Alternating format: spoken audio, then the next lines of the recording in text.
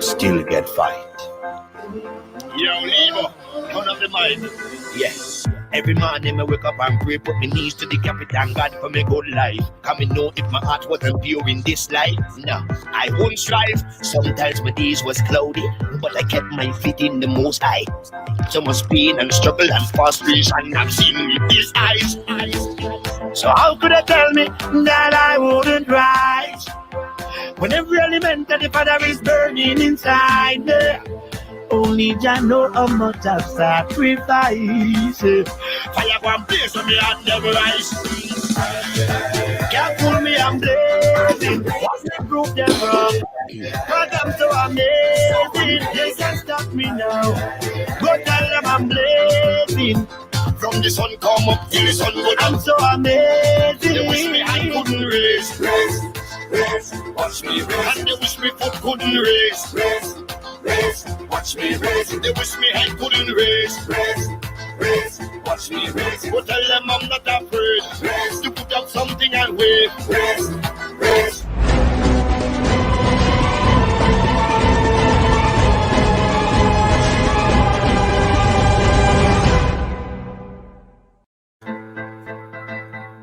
This one is for all the people that came from nothing to something. This one is for all the people who came from nothing to something.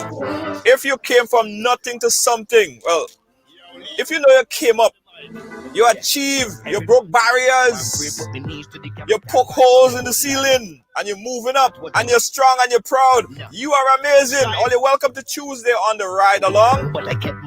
Welcome to Tuesday on the ride. Yeah, man, you are amazing. Yeah, man, you're amazing. You're amazing. All you're amazing. Ride along, you are amazing. You are amazing. How are you doing, Tamika Rajas? Tamika Rajas, you are amazing. Not just because you share the program. You're just an amazing person, Tamika Rajas. Lydia James, you are super amazing, my friend. You are amazing, and not because you're sharing the program, you know, not because you're here and you're sharing the program and you're loving the vibe. You are just amazing. Big up yourself. Lydia James, big up yourself. Tamika, Lorraine, good evening. Wendy C. McGuire, you are amazing. How are you doing today, my dear? How are you doing today, my dear? Let me go ahead and share the program because I want them to say I'm amazing too. I want to be amazing as well. So I'm gonna share the program. I'm amazing. Yes. Let me go ahead and start a watch party so I could be double time amazing. How about that? Share the program and start a watch party, guys. Today is a very important day. Today, right now, this program right here, you're gonna learn a lot. You're gonna learn a lot about the U.S. electoral process. Yeah, you're gonna learn a lot because we have some people here that's know this thing like the back of their hand, and they're gonna articulate some very important things that everybody needs to know and understand at this point in time. Also, I want you guys to pay attention and participate in this discussion here today. Let me start the program. Let me share the program and then we're gonna start. Let me share the program. Hey, how you doing? Stephanie Lessie, you are amazing. You're so amazing, Stephanie Lessie. How you doing? Welcome to the ride. I'm starting a watch party. Hermelin Mary Show. You are amazing, Hermelin Mary Show. Top 5 ladies. Top 5 ladies. You're amazing. Facebook does give me so much process just to do a watch party these days. I don't understand. I have to do like about 10 steps just to do a watch party. Yes, you are amazing. Who else? Everybody. Who else? Guys, if you share the program, just hashtag I am amazing. I am amazing. Just hashtag I am amazing. Yes, you are amazing, everybody. Thank you so much. Thank you so much, Lydia James. I love you guys so much. Such an important day, guys. Such an important program. Today we're going to be speaking with political strategist, Mr. Mike Roberts, right? This man have years of experience. He really understands the electoral process here in the U.S. In fact, Mike Roberts worked with a number of candidates and he has first-hand knowledge because he's been speaking with the Biden team, he's been speaking with people, so he knows what he's talking about. Mike Roberts is going to be joining us shortly, and also from Jamaica to give us a Caribbean perspective, what the Caribbean people are doing and what the Caribbean leaders are saying. Chopper John West is also going to be joining us. He's a part of the political engine there in Jamaica, and Chopper John West is going to give us all his insights as it relates to the political arena and how it affects the Caribbean. All of this and a whole lot more. Roland Williamson, you are amazing. Hermelin, yes, you are amazing. Lorraine, you are amazing. Ridelaong family, so amazing. So amazing. Deborah, Julian, thank you so much. Everybody share. Everybody share. All these amazing people here today. Did everybody share? Stephanie, let's see. Everybody share. Tag a friend and tell that friend to tag another friend. Guys, let me set the premise up for the program today. Now, we all know about the recently concluded U.S. election that was held last Tuesday. It was a longer than expected, not than expected. It was a long process of tabulating. Someone posted up, and it was kind of comical, the United States of Guyana, because, Guyana election kind of go on for weeks. And so it was a long process of counting. And as everyone suspected, right? As everyone suspected, the president of the United States did not concede after Joe Biden was deemed the winner. He was announced the winner, right? He's now standing at 279 electoral votes. Mind you, you only need 270 to win. So he's above that margin already. The president of the United States refused to concede the election. In fact, he's putting up a force of his supporters to empower more of the followers. 70 million people voted for the president. So he's putting up a force to contest these states. Now, the only states that the president is aiming at and eyeballing at right now are the states that he didn't win in, like Pennsylvania, like Georgia. But the states that he won in, yeah, it's fine. It's fine. Don't even check. Don't even recheck that. The only state the president contesting at the moment is Pennsylvania and Georgia. And probably if you lose any other state, you'll contest that as well. To help us understand this whole craziness that's happening right now in the U.S. is, as I said, a political strategist. His name is Mr. Michael Roberts. Mr. Michael Roberts, thank you so much. It's always great to have you on the program because you're so insightful. You're so knowledgeable of this electoral process. Mr. Mike Roberts, thanks again and welcome to the program. My pleasure, Junior. Mike Roberts, and later we're going to have Chopper John West on the program as well. Mike, the election happened. Yes. Joe Biden won the majority of the vote, and also he won the popular votes. Donald Trump refused to concede. What next? Well, let's back up a bit. Right. The process of counting the votes never finishes on election day. Normally takes about a week, 2 weeks, sometimes a month. Right.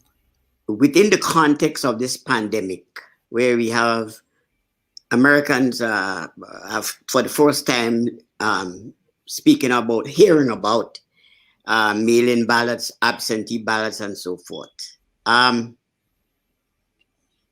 This is kind of a lot of political education 101.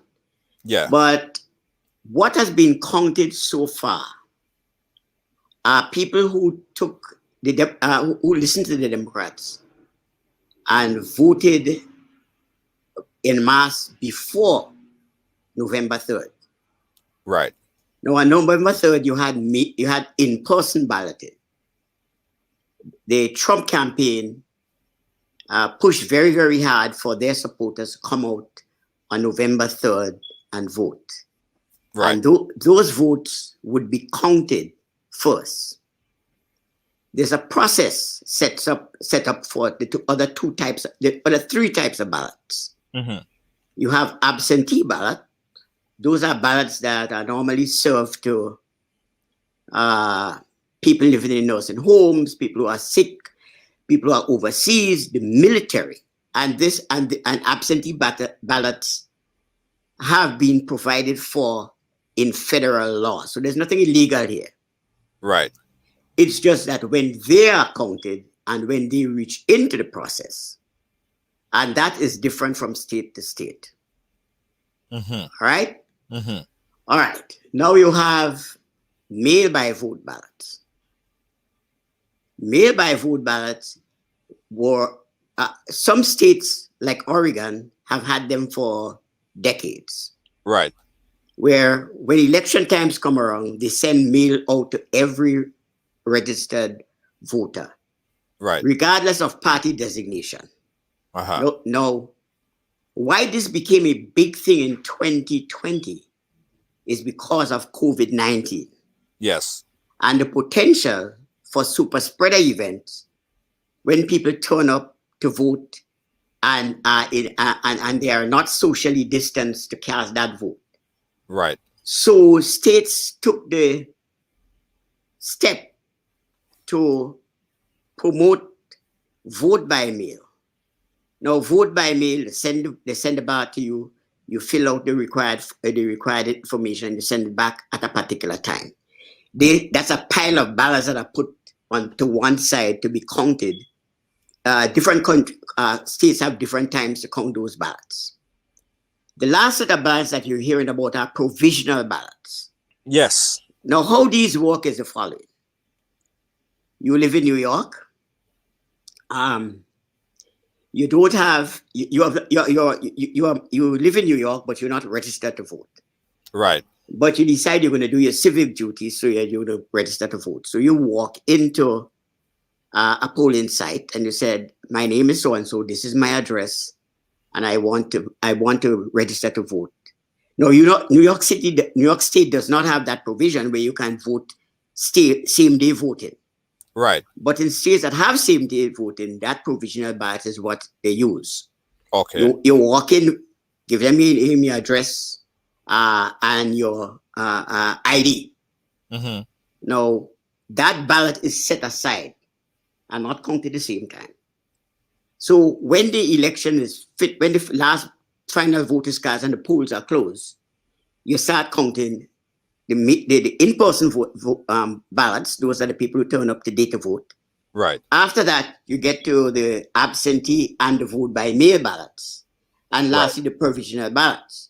But Mike, in some states, do they count the mail by vote first, then the on the day votes?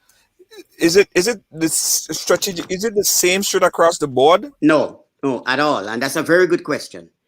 Because in some states, the local remember, elections, presidential elections are the domain of states. There's not a federal statute across the board. Right. So different states have different methodologies. Right. Now, okay. Now, sometimes you ease up the pressure of and the speed with which the election can be declared, winners, losers. Some states allow provisional and absentee ballots to be counted prior to the mail-in votes. Right. And mail-in votes and provisional votes would be the last to be counted.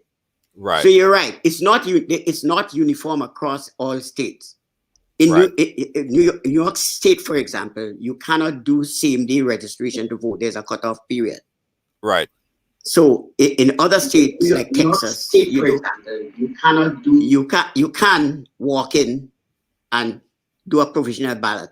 The problem or the challenges with provisional ballots is that, and you see it playing out in this election cycle, is that simply because they were done on the day of the election, where somebody walking from the streets and you have the address and other identifications to vote, you may find that the voter roll, the election roll, the election rolls may have a different address. That voter might have moved. Right. And so to correct that disparity, the discrepancy in the voting rolls, you would have the the election officials ask that person to come in to prove that they are the same person who will register to vote and certify that person, and then that vote is counted in the ballot. It's nothing. It's not hanky panky. It's not harem scarum. Right. Let me just say to your viewers, absentee and vote by mail over the last 10 years. I'm sorry, that was for somebody else. Over 250 million such ballots have been cast. Right. And there were only 1,785 instances, 1,785 instances of fraud that led to about 1,100 prosecutions. Mhm. So there is no evidence of fraud. It works perfectly. It has just come to the fore now because we have a president who decided from the get-go to declare these election processes fraudulent and therefore to be behaved that the way he is and to gin up his supporters. Right. Chopper John West, thanks for joining us in here. And I wanna pick your brain a bit on the mail by vote ballots and the day of poll ballots that was counted, right? From what you see, from what you observe, and of course, you know, the president was saying even months ago that there will be fraud, there will be fraud, it will be fraudulent. He sung the alarm pretty early. What was your take on it? What was your take on it? Do you see, from your strategic point of view, do you see any hanky-panky or the possibility of any hanky-panky happening in the mail-in voting and the day of poll voting? What's your take? Yeah, greetings, everybody. Good. Thank you for having me, Junior. No, from where I sit, I see nothing untowards where mailing ballot is concerned. As your previous speaker said earlier, mailing ballot has been a part of the United States voting system for decades. That has been going on from before there was even proper mailing system. It was a horse and carriage, carrying mails around. So this was way back. But where is it? There's nothing. I mean, the only thing that you could, and this is nothing to do with any fraudulent behavior. There's a couple of cases where there would have been a duplicate in names appearing in some areas, and these are because there are persons who have been deceased, from the same COVID-19 stuff. You can't keep up. But in fact, there are several cases in the state of Georgia where persons would have requested, whether they themselves or people on their behalf, for mailing ballots. And those persons, unfortunately, did not make it to even vote. They died before. Yeah. So there's so many of those cases. There's nothing. The president basically was prepping the ground, which is what he does very, very well. He was prepping the ground to make sure that when the claim and the call come that this whole system was fraudulent, he would have already done the groundwork. But fortunately, there are still some voices within the Republican Party that is saying, okay, if you state that there is some fraudulent behavior, then show us the evidence. Not in large numbers, though. It's striking that a lot of the people who supposed to in prominent position, they're not speaking out against this craziness. Well, there's a few. There's just like I said, I agree with you. It's not enough, but there's a few who said, when you look at Fox News, there's a couple of the persons on Fox News who the president would have relied on to carry his line of argument, and they're saying, well, look, show us the evidence. I think former presidential candidate Mitt Romney also said, hey, show us the the evidence. Yeah. And quite a few others. So it's not widespread, but if you find a few within the Republican Party that actually break ranks with the president, then you have to just give thanks. But I mean, I'm not sure. Mike. I'm not sure that the likes of Mitt Romney, Mitch McConnell, etc., have broken ranks. I think that their response to the president is an utter disgrace. It is muted.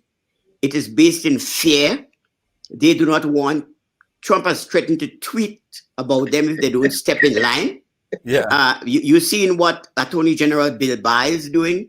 Yes. He was quiet for the entire time.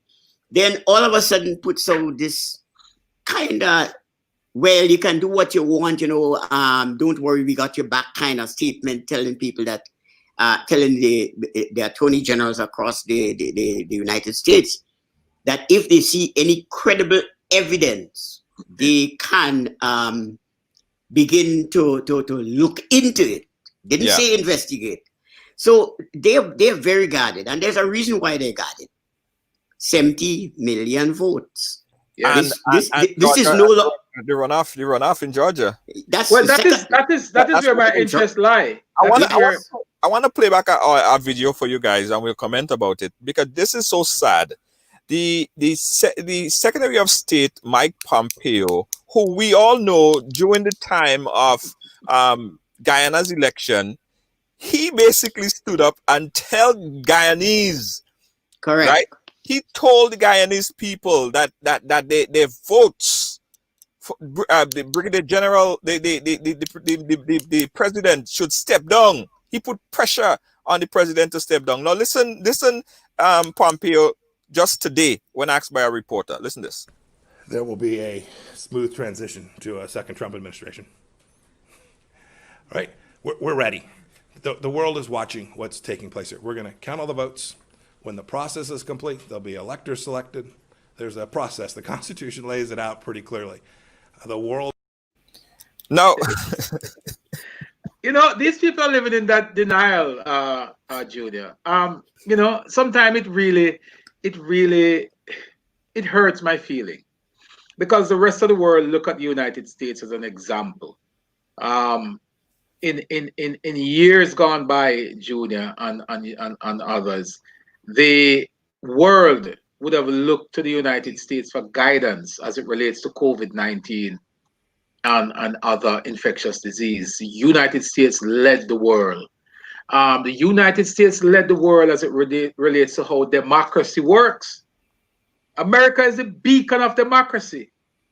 And when you hear utterances like what Mike Pompeo is saying, no, it's unfortunate, and I'm just being honest. When you listen to people like Lindsey Graham, these people are the biggest disappointment in the history of the United States.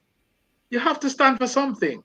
Let me not even go further without saying my heartiest sympathy to the ambassador to Jamaica. The United States ambassador to Jamaica is currently in the hospital. I think has been admitted to the 23rd wing sometime this morning. We wish him a speedy recovery from whatever it is. I think he's in stable conditions. I'm taking. He's 80 plus years old. It's an old guy. And we wish him all the best.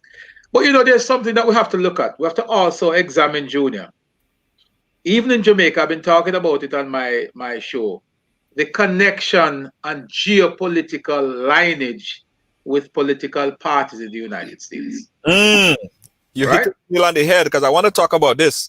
I don't want to move too far from where Mike Roberts is going to come with his point, but I want you to talk about this, Chopper John. Go ahead and talk about it. Yeah, it's a serious point, because organizations in the Caribbean and the Republican parties. Yes. No, I am taking my own political party that I support in Jamaica to task, because the Jamaica Labour Party in Jamaica has historically been aligned politically to the Republican Party. And I am challenging some of my very own people within the Jamaica Labour Party that such of alignment need to be re-examined. Let me ask you a question. Who does the New National Party align with? New National Party from Grenada. Isn't the New National Party from Grenada aligned with the JLP in Jamaica? Yes. Aligned with the Republican Party here? Yes. All aligned. The Republican Party, the JLP, the NNP, they all align. Yes. As the Republican standing. Yes. They're all conservative, quote unquote conservative movement. But what you must understand, Junior and Mike, is that the political party which is the Republican Party of the United States, that formed these alliances, is not the political party that exists in the United States today. No, That is the problem. I agree with you. The minute that that party moves so far right that it's almost off a cliff, it's a time that political parties in the Caribbean, for example, the Jamaica Labour Party, need to start rethink their alignments. Now, when you ask people, why are we so fixated on maintaining these alliance, you get some very frivolous argument about some of the policies. No tangible policies. Some of the frivolous little fly-by-night agreements that holding us together. The fundamental economic policies that should bind us together, the economic and social principles that should bind these political movements together, is no longer there. The Republican Party in the United States have lost its way. And the quicker we realize and recognize and realign ourselves, the better we will be. I said to folks in my area here that the Democratic Party of the United States is being called a socialist party, right? Now, in Jamaica, the Jamaica Labour Party is supposed to be a conservative movement, not a socialist movement. But I will guarantee you today that the Jamaica Labour Party of Jamaica has more socialist policies that impact the lives of people more than the PNP. So I am saying that our action as a political movement is more aligned to the Democrats. And if you were to go to Jamaica and ask the people of Jamaica, which the political parties should represent, most Jamaicans are aligned to the Democratic Party of the United States. So something is not adding up. If the political party that represents the people not aligning themselves with who the people represent with, then something is cross-thread there. I want to go to Mike, because Mike, I know you're tickling to say something at this point there, and it's important. Go ahead, Mike. Go ahead, Mike. Well, I mean, Chapa is correct. I have been writing about that and talking about that for years, that the Jamaica Labour Party has lurched rightward, and what you've seen in the Caribbean, there are a number of, I call them center-right party, for want of a better word, that are that now are in power in the Caribbean. The affinity and the kind of closeness between the Jamaica Labour Party and the Republican Party goes back to Edward Seaga days, and its policy over the years have been really strong, conservatism, etc. But in terms, I want to just, apart from focusing on the Caribbean, let me just come back to the United States in terms of what we're seeing here. Let us agree on one thing: the old Republican Party no longer exists. It is now the party of Donald Trump. He's taken it over lock, stock, and barrel. With 8 or so million votes, we're still counting votes, in the general election, he is now the undisputed and paramount leader of the Republican Party. So Lindsey Graham and any Republican, Fox News hosts, supporters, everybody is going to toe the line. So let's get that out of the way.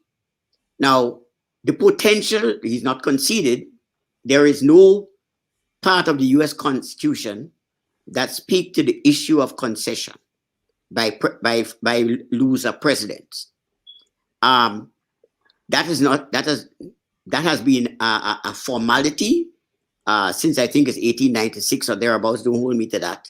That has been a formality, and every president has followed it in kind of the courtesy, aiming at a smooth transition between one administration to another.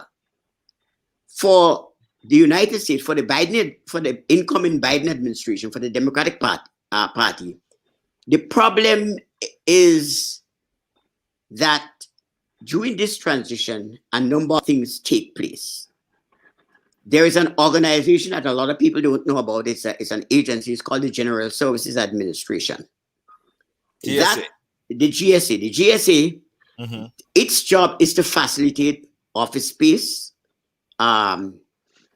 interagency collaboration, numbers of the Biden administration who would need different level of security clearances, how you set up the incoming president, the president-elect, to access classified information, etc. This organization has a budget of about $12 billion. It is an organization that is paramount and important to the smooth transition from one president to another. Now, it's a federal agency under the control of who else? The president. Donald John Trump. Yeah. And so the appointee, can't remember her name, I think her last name is Murphy, Yeah. was appointed by Donald Trump. Don't expect Donald Trump not to throw a spanner in the works. It's going to come up. all of the time, all of the processes that Obama afforded to him 2 days after the election, we're going on what? 5, 6, 7, 8, 9, 10 days. He's not conceding, he's not saying anything. He's firing left, right, and center. Yeah. This is going to be a problem. This is going to be a problem. We have even though Joe Biden. Go ahead, Mike. Finish your point. Even though Joe Biden has tremendous experience, having been a Washington insider for many years, coming up against this sort of obstructionism, and that is what it is, because ultimately this head has to go, as does Mike Pompeo. Now, you raise an issue about Mike Pompeo just now. He is playing to an audience of one. He's not talking about the American people. He is playing to an audience of one. He's a Secretary of State. He should never be weighing into this level of domestic policy and making a definitive statement of how this is supposed to go. That's not his job. That's not his purview. He's way out of line, but he's playing to an audience of one. Now, what your viewers and listeners can all take away, there are processes for the removal of the President of the United States. On January 21st, when Joe Biden is sworn in as the President of the United States, Donald John Trump will be a former president and a Joe Blow just like you or me. When that happens, if he refuses to move, as Joe Biden says, he will be escorted off the White House grounds as a trespasser that he is. Mike, listen. Plain, simple. Hold on. Let's just take a question here. Gail Macmillan is saying the media has misled the nation to believe that the decision has been selected. I disagree. The decision will be made by January 20th, 2021. He should not concede. Well, let me say something on that, because a lot of people. When you finish, I'll weigh into it. Okay, go ahead. A lot of people, Mike and juniors and your listeners, your viewers, everybody is all going crazy because they want Trump to concede. Trump doesn't have to concede. No. And the other thing is, Trump there's nothing in law that says Trump must leave. Trump have until the 20th of January. Absolutely. And tell you why. That date, the 20th of January, is not by coincidence. Back in the days when, and this is why mail-in ballot was so important to the electoral process, the result of a general election in the United States was never known for up to 3 months. Or more. And the truth is, let's beat a man but give him his dues. The result is not conclusive yet. Has not been certified. Let's be fair. It's so going Trump to be really and truly has no reason to concede at this point. Absolutely. I agree 100%. Because very few states has said we have finalized and that's it. They're still counting. They are not going to finalize or certify this election. That's what it's called. Until the 15th of December. There you go. So Trump has no reason to concede. He has no reason to be not optimistic because what if we're living in dangerous time, folks? What if you all cash in a check thinking that Trump has lost, but then here comes all kinds of hanky panky. Let me tell you something, Junior and Mike. I will never bet a penny against Donald John Trump. I will. I won't. I'm not betting. I'll Not tell you. a dollar. I'll tell you why I am betting against him. In every case, the litmus test for challenging voter numbers is Florida Gore versus Bush 2000. Yes. Right. Yeah. The number of votes that were in dispute is 537 votes. Yes. At that time. That's it. That's it at the time. Yes. Now, let's just take Pennsylvania, where Biden leads like about 15, 20,000 votes and counting. Yes. They with 98% of the votes count and precinct reporting, it is statistically impossible for him to catch up to overcome that number. Mike, they're just not enough votes. Mike, it was statistically impossible when Trump walked down that Trump Tower and announced his candidacy. But no, it was impossible. I don't want to go back over and relitigate the 2016 election. I know. Hillary Clinton ran a bad race. American chose between two flawed candidates, and there was a third party in the Green Party that was a spoiler candidate. If you look at the numbers that Trump got, Jill Stein from the Green Party got the same amount of numbers to kick away that vote from Hillary Clinton. So I'm not going to go back over the 2016. I have absolute confidence in the system because I've studied the system. I've been part of the system. I've gotten people elected to Congress, to the state assembly, to the state senate, to the city council over my career of over 23 years in this business. So once you see you have a number of precinct reporting and the number of votes out there, everybody keep talking about how many votes are there, how many votes are there. Now, if you have 90,000 votes and you're and the guy that's in front of you gets 68, 70, 75% of the votes behind you, you are going to make up your some numbers.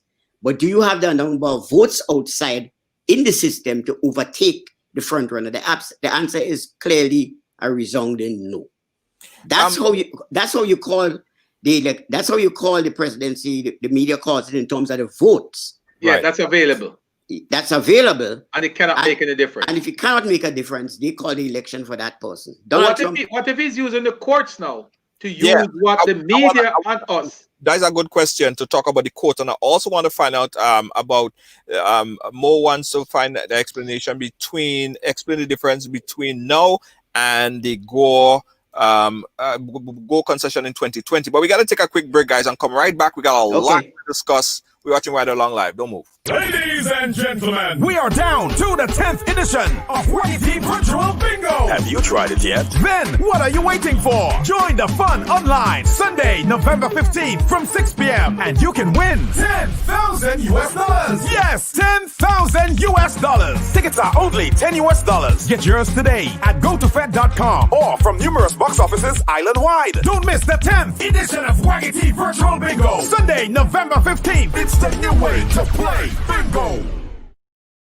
I've been watching Ridelaong Live, guys. We're talking about the election, and I want you guys to be a part of this discussion, right? So we're opening up the phone lines. The number is on the screen right now. If you want to call in, the number is 718-701-5720.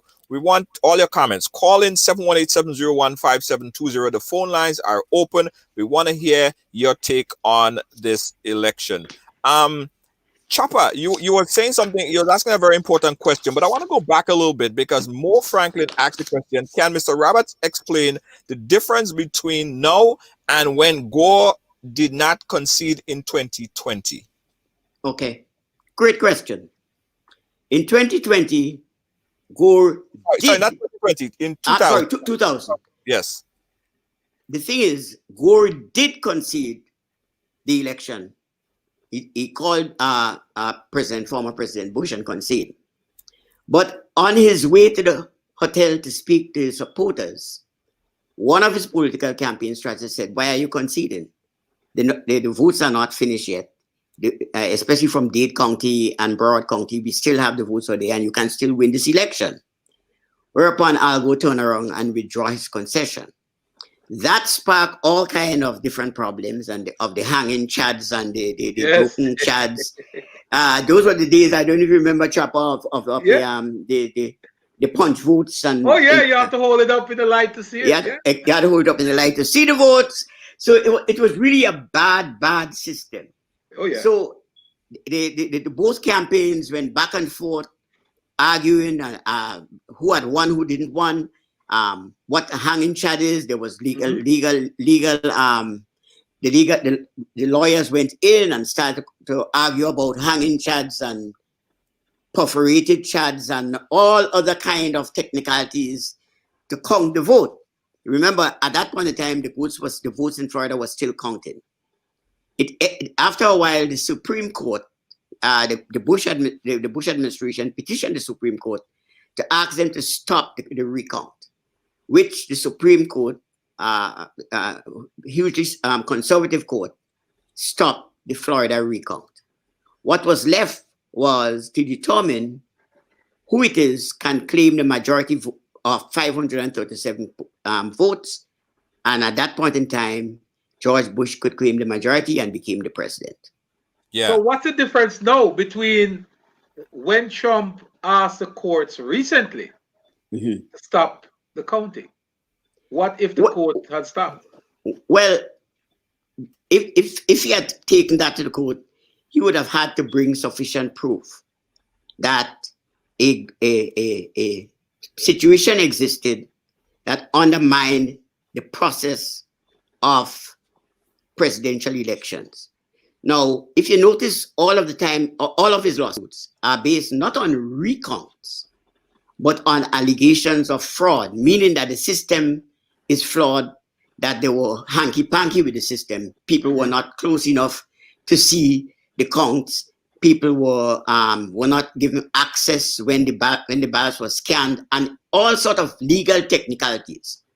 Not one of the lawsuits brought by the Republican Party and the president claims that the election count is wrong and thus fraudulent and should be annulled. He has not said that at all. That is why 4 or 5 of those lawsuits have already been tossed out of court. Yeah. And also, Chopper, in 2000, right, we were looking at one state. We were looking at Florida. Yes. Right? Exactly. It wasn't. No, we have Georgia. We have Pennsylvania, Michigan, Wisconsin, Nevada, Arizona. It's a lot. So at the end of the day, you might find that Biden having almost 305 electoral votes. Now, how do you overcome 305? That might be equivalent to like about 5 or 6 or 7 million votes. So are you saying that even Republican states that have Republican governor, Republican Secretary of State, say no problem, they cheated too? But the problem is, the problem that I have, and I want to keep an open mind on it. So anyone that have a difference of opinion, we urge you guys to call. Here's the problem that I had, because I listened to Giuliani yesterday, and he's stating that only states that have Democratic governors or Democratic Secretary of States, that's where the problem is. That's the only place the problem is. That's not true. It's in Pennsylvania. It's in Charlotte. It's in only places where they're losing. What about Georgia? Georgia is a Republican Secretary of State. So and governor. And governor. Yeah. So all we have is the mayor. So the Republican governor cheated for the Democrats. Well, that's what Trump Republicans actually voted for Democrat this time around because the Republican base, especially in Georgia, is extremely large. But I think a lot of Republicans in that state grew fed up with the behavior of Donald and the direction in which he's been taking the Republican Party. So don't be surprised. That's a very good point, because many people, especially a lot of people who do not understand the process that well, believe that in a general election, you must vote for the person that you select. You do not have to vote the down ballot. You can. No, you don't have to. You don't have to vote the down ballot. And just for your viewers' edification, in places like New York City, that have both closed primary Democrat and Republican primaries, that is for the primary season to determine who is going to be the standard bearer. In the general elections, both Democrats and Republicans can vote for the candidate of their choice. But also, Mike, just another bit of information to Junior for your viewers. For the by-election, and we call it by-election because that's what we're accustomed to in the Caribbean and in Jamaica. But for the Senate seat, the 2 Senate seats in Georgia, which will be the deciding factor as to whether or not the Democrat gets the Senate. That date has been set already. Yes, January 5th. Right, and people are now requesting. They are now requesting ballots for mail-in ballots. Of course, it's part of the precinct. Right. Now, one of the things that the Trump administration must admit and take responsibility for is that they discourage Republicans from participating in the mailing ballot. They told them not to. So there shouldn't be any surprise when you realize that the on-the-day ballots have been counted and all that is left is mail-in ballot. On that basis alone, the Republicans should have just conceded because you already told your folks that mail-in is not for us. Yep. It's not for us. So once those have been counted and all that is left to be counted now is mail-in ballot, that was the writing on the wall that 99.9% of those ballots were going to go towards the Democratic Party. Mo Franklin is saying that what Trump is doing now by not giving access to the federal agencies to the funds in the transitional period is the same thing that Clinton administration did in the Bush administration until the legal process ended. Mike or Chopper, could you guys speak to that? I don't remember that happening. It's certainly not unusual, but I cannot speak to that. I don't know if that was the case. Well, right. The transition period, Mike, is usually even before the conclusion of the elections, the close people with the presidential candidate has been given some level of access. It's automatic. Yeah. And the other thing is, the incoming president would normally set up their transition teams. They have already done, the Biden team has already done that. Right. So the rest of it has nothing to do with Trump. A lot of these folks are just, he can't, I don't think he can do much to gum it up. He can be a tough head. The GSA has not released the funds. No. Let me go down the road with this for you, because again, you see the media kind of jacking this up out of control. Yes. And that is unfortunate because the GSA is now taking prominence. It's an agency that very few people know. I think it's the first time many people would have heard the GSA outside of people who deal with politics like myself and others. No, the GSA is a facilitator of the process. Right now, the Biden campaign is still raking in millions of dollars, and that's one of the reasons why the president-elect is not that worried about the money to fund what he needs to do, because they're going to get tons of money at this point in time. Oh yeah, you can have money left over. Yes. Yeah, and to retire campaign debts and all that kind of stuff and use for other purposes. So stop. Nobody should get fixated over the money. The money you're talking about is probably about between $3 and $6 million. About $3 million. Oh yeah, about $4 million. Just about that. It's Trump. This election cycle combined, Democrat and Republican, cost $9.5 billion. So let's not get jacked into and bent out a stitch out of what the GSA is doing.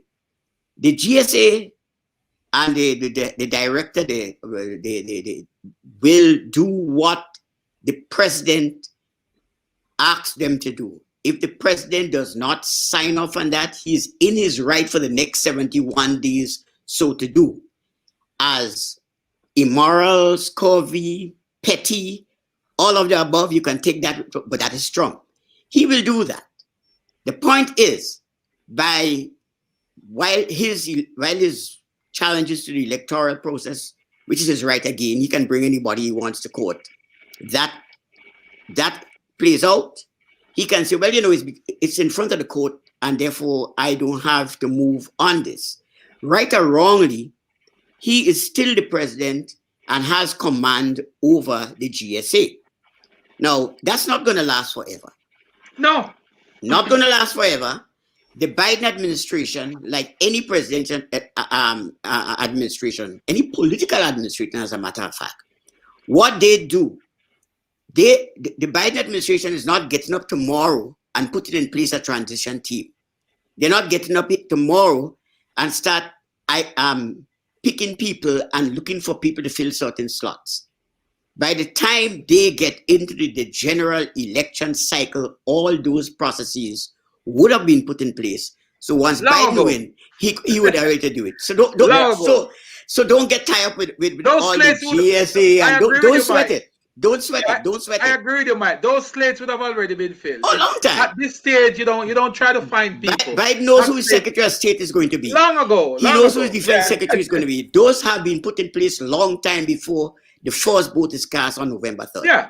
But let me ask you guys another question, right? As it relates to the block that Trump could put in the way of this whole thing here. What if the states on December 15th, when the state's supposed to validate or verify the count, chose not to? Well, that's a technical part of it. No, that's where the courts come in, and who start the court? Do you understand what's happening in the United States? Remember again, all elections in the United States are governed by state law, not federal law. Now, right. The president of the United States the federal law takes precedent, Mike. No, not on election law. Unless a class action suit or another suit is brought to the federal government, state law decides how much electors are there, what are the processes for electors to vote, etc. Yes. State law trumps federal law when it comes to national elections. You do not vote for the president of the United States in a direct way. You vote through the state mechanism for state electors. There are 538 of them. But most states in the United States apportion electoral electors based on the number of votes by a majority who vote in the general election. So if Biden in Pennsylvania won that state, according to local state law, he gets all of those electors. Yes. Right. But what I'm saying is, and that's probably a worst case scenario, but what if on that date when the number is supposed to be verified and validated, they choose not to move forward with the validation process, and we have a constitutional crisis. We have a position where the states fail to proceed. What happens then on January 20th? Well, you're going to have, instead of we having a parade to welcome the new president, what you'll have is riots in the streets. I can tell you. Yep. I am not hoping for that one because people are fired up on both sides. The Republicans are adamant, and I don't even want to say Republicans. I would say the Trump supporters go where Trump want them to go. Well, that's where the confession is important, guys. Because when you are quite right. You're quite right. Calm down your supporters. And that's what a transition period should do. Once a president says, I concede, this is the new president, welcome, what's the effects, support this incoming president, we'll work together to make sure the transition is smooth. That has a calming effect on your on your supporters. But if, like Donald Trump, you've been jacking them up on the Kool-Aid that this election is fraud, that is being stolen from you, and so forth, you stoking anger. Oh yeah. No, that is reckless. This completely and total reckless. As we stand now, Mike, the stage has been perfectly set in the United States. And it can have a really bad effect. Remember, at the local, at the gubernatorial level, at the state level, the state governors can call out the National Guard. Mm-hmm. So now you see where I'm going with this. That becomes a problem. Let us hope that that does not reach there, so there's and saner heads will prevail on the occupant of the White House, that his actions are reckless, fraught with danger, and have the potential to create unnecessary violence and bloodshed in the United States. Well, that's what I'm saying, because I'm very, very, very, I could say I'm scared about what the future look like. That is constitutional crisis. That is riot, because here we have 70 million people who voted for this man, who wants to see him in power. Yeah. And we have another half of the population that want to see Biden there. Then he don't want to come out of the office on January 20th. And then you have, by law, he needs to be. So then the same, as Mike, as you were telling me, the same service security people who was protecting him now will escort him out of the building. And that's fraught with a lot of problems. Well, and if you attempt to do that, Junior, what do you say to Trump supporters? Trump supporters are not the normal supporters. That's what They're not the normal folks. They're watching on TV. Yeah. Donald Trump being pulled by his balls out on Black Lives Matter. Added insult to injury.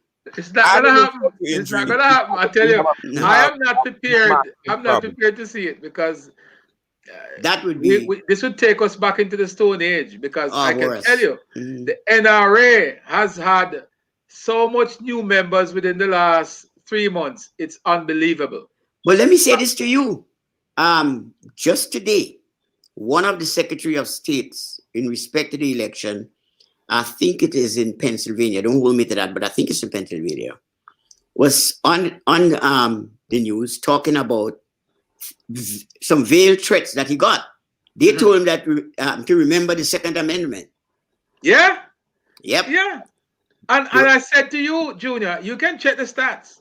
Within the last 6 months or a year or so, the NRA has registered a significant amount of new members. But notwithstanding that, though, a lot of members who have joined the NRA were black folks. Oh, yes. Yeah, on both sides. But this is a scare, and I don't mean to scare anyone. I just want everyone to be clear and understand the process of this the just not conceding the problem that it caused. By law, we all know that by the 20th we have a new president. Yeah. Right? Which means that the current occupant of the White House will be null and void. He needs to leave. What the hell happened? I wish you luck on that, because I tell you, if the Donald decides that he's going nowhere, and his supporters, who is extremely loyal to the Donald, it is not going to be a good look. And I don't know who, because it doesn't seem to me that there's anybody who Donald really listened to. Oh, I'm sure there's some people. I don't know who's the guy. I'm sure there's some people. A guy that walks in with three or four stars on his shoulders going to have a good talk with him and say, listen to me, stop crying. That you lose. But look here, there are several guys with many more than 3 stars. Well, who have gone in with Donald to calm him down, and they were booted out. They probably don't want to deal with it. Right now, listen, when the country comes in, the country is on the line. Yes. Somebody's going to step up with a couple of stars well and tell me you need to leave, sir. But I want to play this again. I want to play this again, and I want you guys to listen to this again. I'll play it again. Listen to this.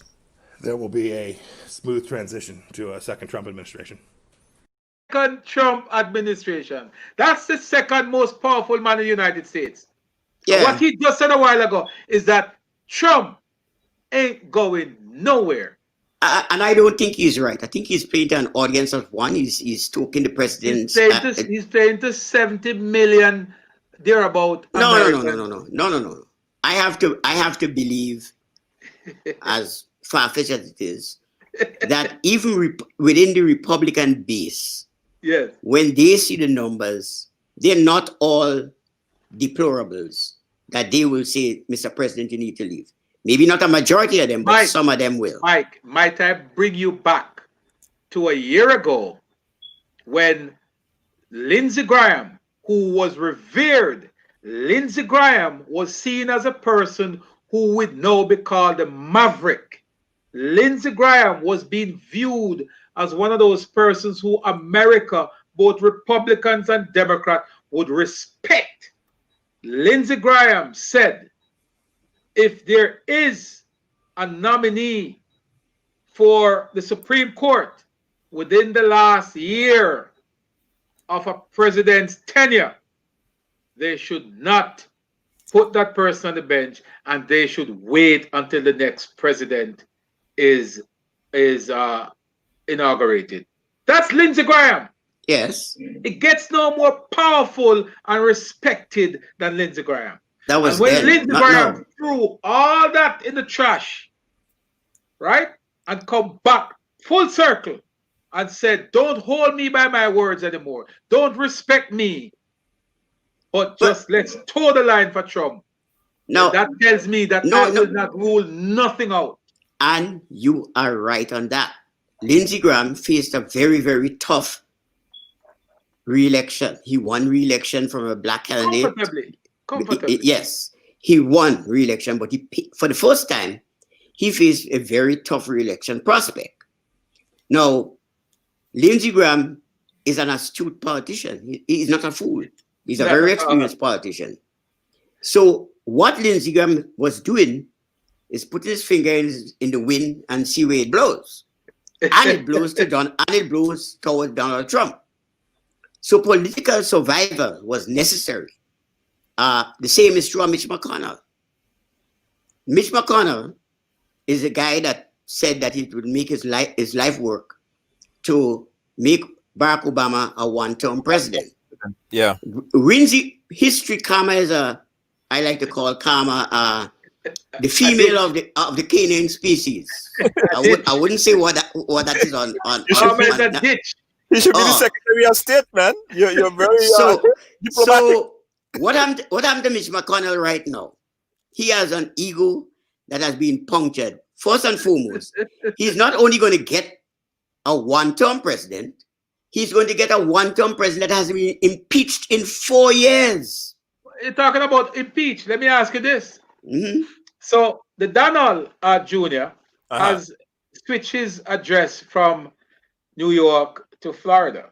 I don't know if you know that. Yeah, I do. Yes, we do. And one of the talk that you're hearing is that one of the reasons for doing so is because of possible prosecution after leaving office. Whether he changes his address, he doesn't. No matter what. But little did you know that every financial crime in the world, if there is any, yeah, the mafia has to go to New York. We know.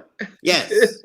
And his problem with New York, as Governor Cuomo said very eloquently, the people that know him the most hate him the most. And that should end anything as to what is going to happen with him. And he knows that that's a problem. He knows that's a problem. That's the reason for wanting to stay on in office, even though Donald Trump knows he has lost the election. Yeah. Trump is not an idiot. He knows. But what he's doing is what he has always done. I can't lose. Let me go to the courts and the courts will make it right. That was what he wants. Look at what happened today. The ACA, the Affordable Care Act, came before the Supreme Court. And I know he's not liking what is happening right now because one of the top people on the court, one of the members of the court, Kavanaugh, it has eloquently said that not because you have a problem with one part of the law means that constitutionally you have to strike down the law. I know he's not going to like that. That's Brett Kavanaugh's position, huh? Yes. That's his. I was listening today. That's Kavanaugh's position. Interesting.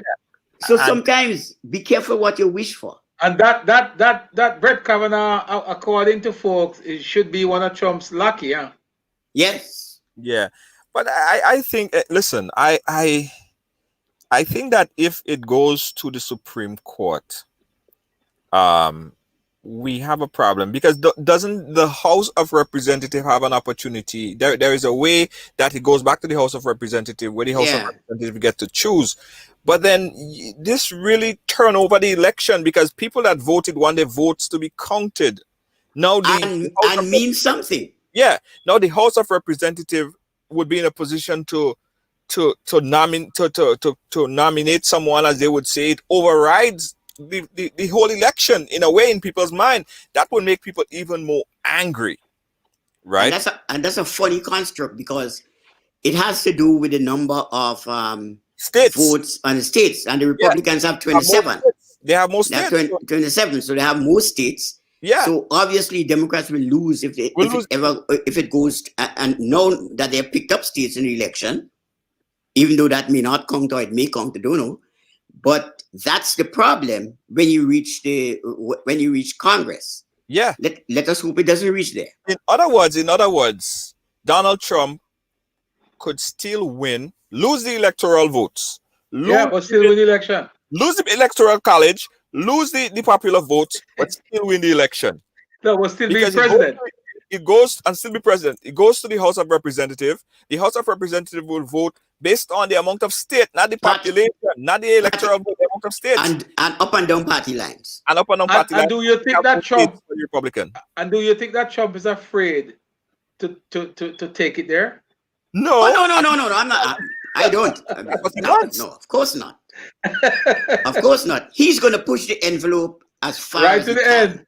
That's why I would not end. bet. He's going to do that. That's why I would not bet not even a glass of water. Well, I kind of come from a different position. You can do only so much. I bet so much. As long as this country has not degenerated into a quote unquote banana republic, there are still checks and balances. There are still people that I believe are willing to stand up and say, "No, you've gone too far." Yeah, you've gone too far. I still believe that the United States is the greatest nation, one of the greatest nations on earth, and yes, Trump administration did not do justice in a lot of ways. I think there were some issues. His personal management of the systems of the United States had some holes, a lot of holes in there. But notwithstanding that, you're dealing with the world power, and that is why it was so important, folks, for us to look at how this economy was managed. I ask folks all the time, what are some of the policies that you think the Trump administration would have instituted that benefit, for example, the Caribbean? And people would struggle to tell me exactly what it is that they feel. And I talk mostly to Trump supporters, people who support Trump wholeheartedly. And I would ask them the simple question: what are some of the policies that were instituted by the Trump administration that was beneficial to, for example, Jamaica, Grenada, wherever? And you very, very seldom you get a clear answer. So people follow Trump because some people follow Trump because they hate the Democrat. Some people follow Trump because of the stance. A lot of people hate socialism. They say that Biden is a socialist. I mean, that's the push in Florida. Yeah. Well, I mean, look at the numbers. Trump got 12%. Trump got 12% of the black vote so far, even though we haven't finished counting yet. Mm-hmm. But within the black vote, the Democrats overwhelmingly got the black female vote, 91%. Biden and Democrats picked up 91% of the black female vote. Black females literally carried this campaign on their back. Yes. That is one. Yes. But there's a curious development. Yes. Within the 12% of the black vote that Trump got, nearly 15% of people within that small bracket were black males. Mm-hmm. Mm-hmm. And that is a significant soul searching for Democrats as to what happened. And But with that sort of support, though, that the black community, and not just black America, but also Hispanic and Latinos and minorities in general, that level of support that has been given to the Democrats, and that's been going on for years now, several elections, but this one in particular, they double down, so to speak. Mm-hmm. Now, I have been having this conversation with a lot of folks, and I'm saying to people that it is my belief that this is the best opportunity for minorities in the United States. Agreed, for 100%. decades. Why? Because the Democrats have been given this opportunity before, and they have not lived up to their commitments to black folks. So the black folks went out again.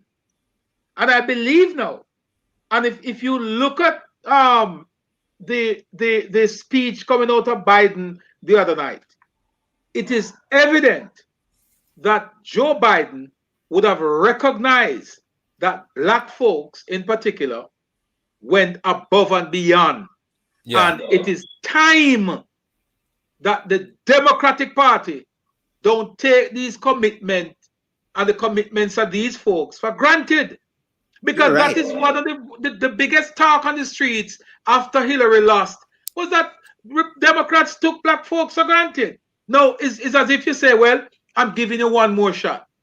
And they went out, they went about, and they did it. No, I believe that this tenure for the Democrats will be the best for black folks in America. That is just how I see it. You're right, and we have to keep their feet to the fire. Now, here's the difference. Here's the reason why you're right. Historically, black folks, and when I say black folks, I mean African Americans, Caribbean American, those of you from the motherland of Africa, etc., and Hispanics. That is black folks. That is the coalition of black folks. Yes. Now, when you look at what happened, Joe Biden campaign was on life support. It was dead before Jim Claiborne rescued it, and it was black folks in South Carolina that came out in numbers so that he got the party's election, and then it was other folks within the party reaching out to people like Bernie Sanders and so forth and said, you know what, you all guys need to pull back. Joe is the best model, and Joe Biden, even at that point in time, was the best candidate, not the perfect candidate, not the ideal candidate in the Democratic Party, but the best candidate at this time to defeat Donald Trump. So the party coalesced around him. But the story of this election, look at what happened in Philadelphia. Look at what happened in Philadelphia, where the black vote came out to really put him in a commanding position to win the Electoral College. Yeah. Look at the percentage of black women. A couple of weeks ago, I think it might have, I told you, Junior, I said, women is going to determine this election. And Yeah. I have been proven right. Yeah. We just need to see if that's going to translate. I mean, we have Kamala Harris, and of course, that's a discussion we can have as to what we expect of her, and what Joe Biden should do for black folks going forward, apart from COVID and all that. But I am, like Chopper, I'm optimistic. I'm very optimistic, yes. And yeah.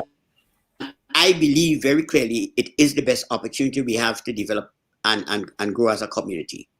But also, you know, Junior, just before you go there, the other thing too, Mike, that we have to be mindful of, in the last administration, one of the things that folks, and I'm telling you what is on the streets, what is out there in the discussions, is that for example, the LGBTQ group would have gotten some level of preferential treatment in terms of their agenda was fast track, while Black Americans or minorities in general was not the focus.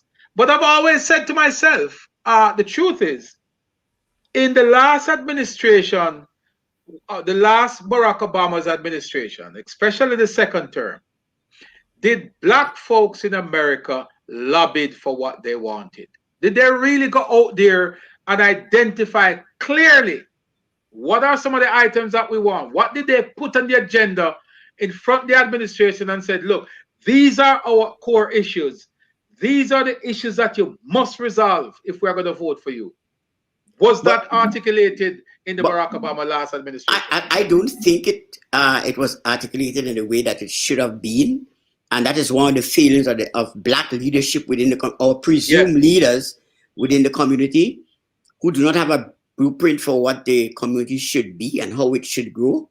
But let me say this about the perceived favoritism when it comes to the LGBTQ community. I always get tongue. The gay community. Let's just leave it there. The gay community. Let's leave it at that. What you see over the years, and this is true of black movements of the 1960s, 70s, 80s, 90s, right up to now. Black Lives Matter would start, excuse me, out of one position.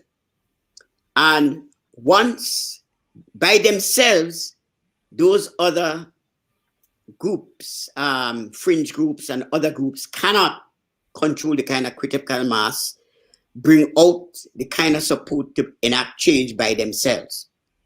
But once a group like, for example, the Black Lives Matter, and we see that in this struggle, the Black Lives Matter struggle coming out, around social justice issues, around police brutality issues, you see a number of groups who by themselves cannot affect change jump into it. Now, I'm a Malcolm X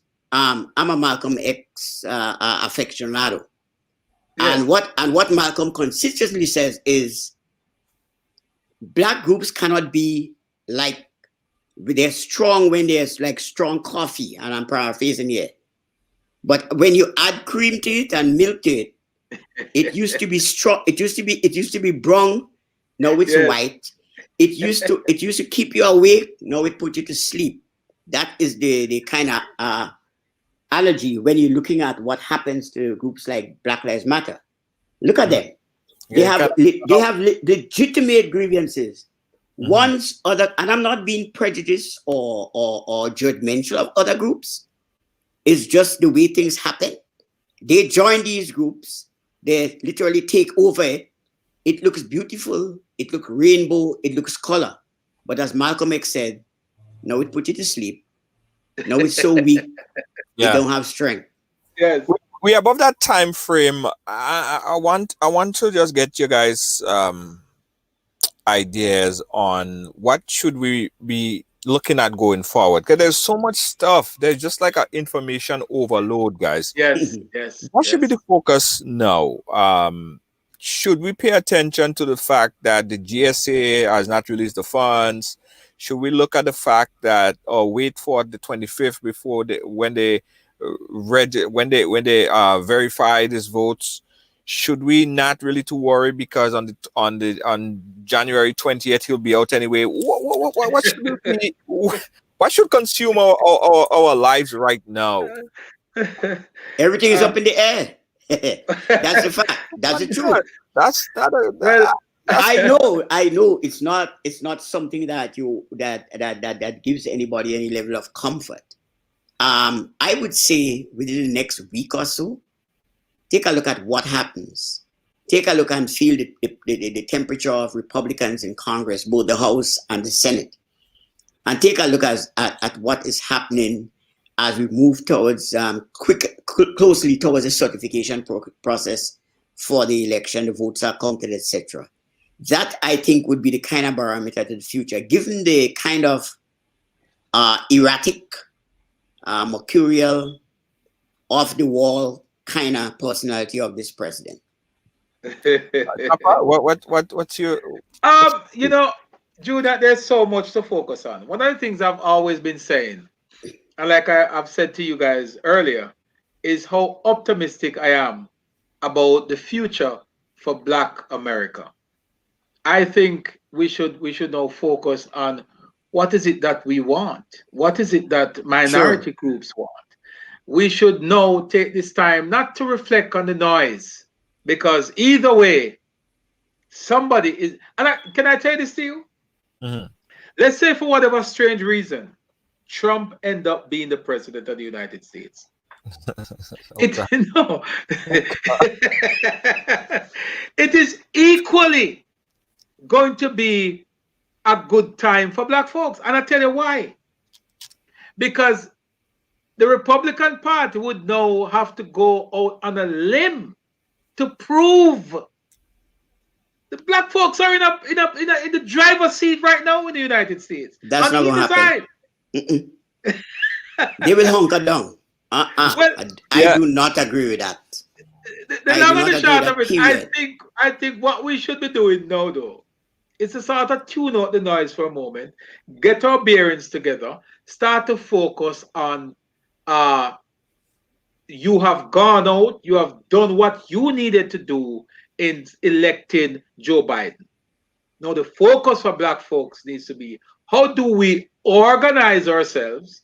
Because there's three most important things for black folks in the US today. And number one, and I'll bring them down in the order of priority. Number one is get organized. Number two is get organized. And number three is get organized. Because just as much as you organize to go out there and vote, you must organize to hold them responsible, hold them accountable, put your needs on the table. Don't stop, because black folks' struggle never stop. And the minute you start to get complacent and think that somebody owe it to you, those folks owe nothing to us. Whatever we need to go get it. And the only way to get it is to be organized. So that's all I would do right now, is to shut out all that noise. L.A. Phillip is saying that, as per CNN News, 4 senior Pentagon officials either fired or resigned in 24 hours. Here is my pessimistic approach. I don't know. This is scary time, so I'll just put it out there. Now, what was the Pentagon? Yesterday, he fired Epster. Is it Epster that he fired yesterday? Mark Esper. Yes. Now, Mark basically went out and told Trump that he would not enforce or use military forces on civilians, right? That was his position. Yes. He went out and spoke out about that. Trump fired him. Yeah. Because that Trump wanted to use force. Trump has an opposing view on that. So Trump put somebody there named Chris in his position. Now, Chris, of course, is going to adhere to whatever Trump wants to do. So does that mean now Trump is thinking in his mind now that he do have somebody there that would authorize the use of military forces on U.S. civilians? That's the perception. If it comes to where people are out in the street protesting, right, on the other end, what does it mean? I think what breaks down this whole process is if we see the type of reports that coming out here, 4 senior Pentagon officials fired or resigned, and then the whole stuff started crumble around him. I don't know if that might be a wake-up call to be like, yo, there's nobody else here for me. And I don't know if you would ever get to that point, but I think that is the trajectory that any glimmer of hope have to come to the fact that people might just say, you know what, I'm not doing it. I'm done. And if people walk away, there's always tend to fill their spot. That's true. That's another thing. Listen, it's not optimistic. And apart from that, what you see in there is Trump behaving like a mafia don. He's cleaning house. He's settling scores. And that kind of behavior is typical of Donald Trump. He is settling scores. People who in the Pentagon, Mark Esper is one of the people who decided not to do a number of things. The point of departure between the president and his defense secretary came with that infamous walk across the street to the church to hold up a Bible upside down. Yeah. Esper and General Miley had to apologize to the nation and the armed forces, because that is not what they do. But Donald Trump doesn't care. He wants it. He wants his photo up, and because Mark Esper pushed back on that, Trump has had that in his mind to fire him for some time. The Republicans, Lindsey Graham, etc., in the Senate, have told him that he couldn't do it before election because that would send a bad message. Mark Esper, as of last week, Monday, had his letter of resignation ready to go. What happened is that Trump beat him to it and fired him.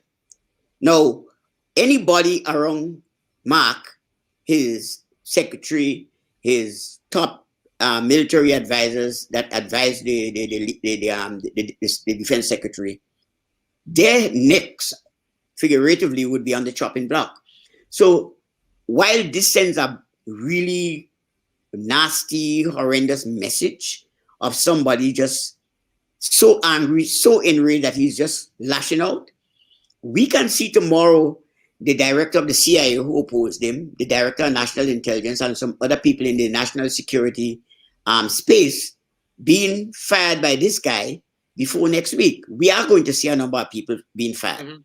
And CIA, the CIA, The head of CIA, the head of the director of national intelligence can go. That whole apparatus that said to him, listen, you can't do this or you can't do that, push back on him. He's going to get rid of all of them and put his cronies there.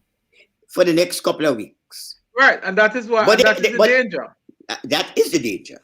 Mhm. That is the danger. It's an inherent danger. It's a danger that we should not undermine or underestimate or minimize. We need to look at it in terms of what it is. It's a dangerous time. That does not send the right message to America's enemies. It's really an awful, petulant, childish, petty approach by a man-child. It really is. That's what he is. It's a man-child. Well, folks, America got it wrong the other day, and it seemed like they made some attempt to correct that wrong. I don't know. Yeah. I still think it's going to get worse before it gets better, but that's me just being pessimistic about this whole thing here. Mike Roberts, thank you so much for your insight. Chopper John West, thank you so much for your insight. Pleasure, man.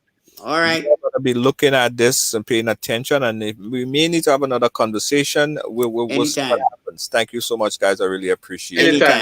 Anytime. Peace. Yeah, guys, as you see, there are still This one is for all the people. there are still and will be a lot more questions. Oh yeah, man. We don't know the answers. We could talk. It's kind of frightening, huh? It's kind of frightening because, as Chopper John just said, that America seemed like they made a mistake 4 years ago, and in correcting that mistake, it's like we get flogged for it. Is that angry? We cannot put nothing past them, past this president. I think I don't think we could put anything past him because he's humiliated. He may or may not do. I think, again, being pessimistic about the thing, I think we had to hope for the worst. Because anyhow I look at it, I don't see Trump waking up with a quietly moment and say, you know what? Maybe I should just leave today. I don't see that happening at all. I see Trump doing everything in his power to stay in power, right? Mm-hmm. By all means, what is on the other side, the hours, the months, the weeks, the years of reckoning that the IRS is now gonna put on Trump as now a private citizen. We all heard about the fact that all these banks, Deutsche Bank and all these banks owes millions of dollars too, right? And they will be coming after Trump for their monies. We're looking at New York, who has his tax and all the things that illegal activities that he have been involved in. Essentially, Trump could come out of the White House tomorrow and end up straight in prison the next day. It is that severe in terms of the criminalities that he's been accused of. So he doesn't want that. I mean, he knows what's ahead of him. He knows the days of reckoning is ahead of him. Now, the people around him, like the Lindsey Graham, everybody's singing for the supper. Everybody's singing for the supper. And they're using him. Of course, the Attorney General. Using it. If Trump loses, he loses his job. And the power and manipulation that he has above people, he likes that. He's not He don't want to give that up. So he will do whatever he needs to do to keep Pompeo Trump is there. gone. Pompeo is This gone. statement scared me the most. He's crazy. This statement here that I played earlier today scared me the most. There will be a smooth transition to a second Trump administration. This one scared me I'm the talking most. to you. Secretary of State, who's supposed to be the country's #1 diplomat, he's supposed to deal with you know, external affairs, foreign affairs. He's now making comments of this nature. The same Secretary of State who went into Guyana and tell the president to step down. We are not noticing you as a president anymore because the people of Guyana duly voted for a president. And Well, it's a whole set of things. The I same would be president surprised. that wants to go, the same Secretary of State that wants to go after Maduro in Venezuela. The same secretary, the same America who goes into all of these places and tell people how to shape their democracy is in a constitutional crisis of their own. And they can't see it and they can't fix it. And in fact, what they have been doing to other countries, they are not even looking at it as how they do when they're not looking at themselves at all. It is absolute madness, guys. It is absolute. I don't know why Pompeo right now. If even that's what you think, that cooler heads prevail. Sure. Somebody gets up and tell the president that time to go. Time to go. The country, the democracy is more important than his personal urge to maintain power. He's not going to listen, though. I doubt that he would listen. Somebody needs to talk to Lindsey Graham and the people that has power around him, that the democracy of the United States is more sacred than one person, which is Donald Trump. Somebody need to wake up and tell the president that. Somebody need to wake up, because this is not heading to a good place. This is not heading to a good place. We had all this conversation. I know you guys was paying attention, but this is scary times.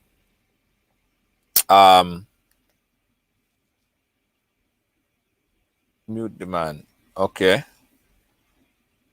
Yes, who I need to mute? 12:15 even.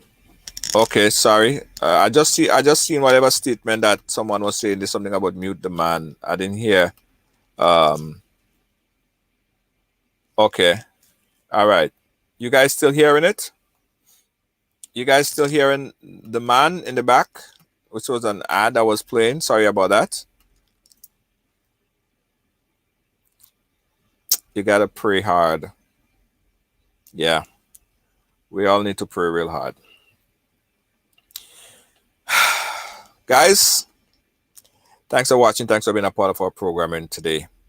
We're going to continue to look at what is transpiring. We're going to continue to pay attention to election results.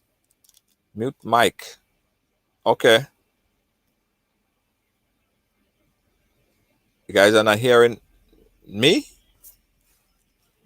Yes. Every morning I wake up and pray, put me knees to the Captain God for me good life. I sorry about that, guys. I don't know what you guys was not hearing. You guys hear me better now? Are you guys hearing me better right now? So how could I tell me that I wouldn't rise when every element of the all right, burning inside? All right, guys. Anyway, I hope you guys heard what I said, because I can't go back and say everything that I just said. We're gonna be continue to follow this election, guys. We're gonna continue to follow what transpired every step of the way. Just said that it's in flip, Biden still president. All right, okay. Michelle is saying that CNN is just reporting that if anything, flip, Biden still president. Yeah. All right, guys, loud and clear now. All right, thank you, guys. Thank you so much. Guys, stay up to date. We're gonna continue to publish all the information on the Ride Along page. If you're not yet following the page, go ahead and do that right now. Follow the Ride Along page for continual updates on what's happening here and also in the Caribbean. All right, we're following what's happening all over the Caribbean as well. Also, I got to tell you guys, if you have a business and you want to advertise on Ride Along Live, we just hit a very important landmark. Over 2 million reach, 2 million people reach within this week of programming, and we really appreciate everyone for sharing that to make sure that we hit that all important landmark. And it's climbing. All right, so keep sharing, keep inviting, keep tagging your friends, get them inside. All right, thanks again, guys. Catch you guys again tomorrow. Peace out. Bye-bye. Ladies and gentlemen, we are down to the 10th edition of YT Virtual Bingo. Have you tried it yet? Then, what are you waiting for? Join the fun online Sunday, November 15th from 6 p.m. and you can win $10,000 US. Yes, $10,000 US. Tickets are only $10 US. Get yours today at gotofed.com or from numerous box offices island-wide. Don't miss the 10th edition of YT Virtual Bingo. Sunday, November 15th. It's the new way to play. Bingo! A message by the Grenada Distillers Limited. You want a hand sanitizer to do 3 things: kill germs, be gentle, and to go where you go. You can get all of that in our hand sanitizer. Hard on germs, gentle on hands, affordable. Remember, hand sanitizers contain alcohol. Keep away from heat and flames and avoid contact with eyes. Available at retailers island-wide. A message by the Grenada Distillers Limited. Hey, I got some good news for you. Looking for a passionate immigration lawyer with experience that spans over 2 decades? Someone trusted that served immigrant families just like yours? Well, look no more. Now you can benefit from her personal and professional experience.